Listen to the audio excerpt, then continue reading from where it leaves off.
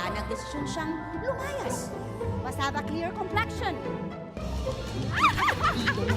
Witch Yaya! Ako ay isang asawa ng isang asukarera. And nanay ako ni Kane at ni Sugar. Si Kane, ang aking panganay na anak, which is played by Dion Ignacio, ay ipinipilit kong magpakasal sa isa ring heredera. Samantalang ito naman si Sugar ay napaka-spoiled brat. Yan. So, sa course ng story, may makakasalubong kaming mga witch na magiging yaya ng anak ko.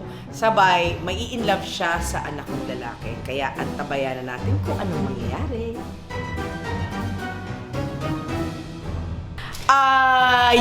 Yung dance number. Dale, dale. Kasi ang tagal ko na hindi na nagda-dance prod. Sa totoo lang.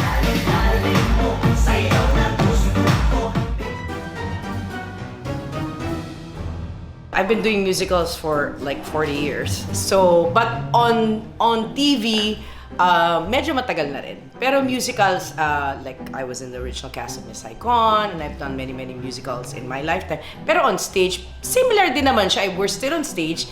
Kaya lang, hinuhuli siya ng camera rather than yung para naka-play lang yung audience. So, yun, nakakaaliw, masarap, yun.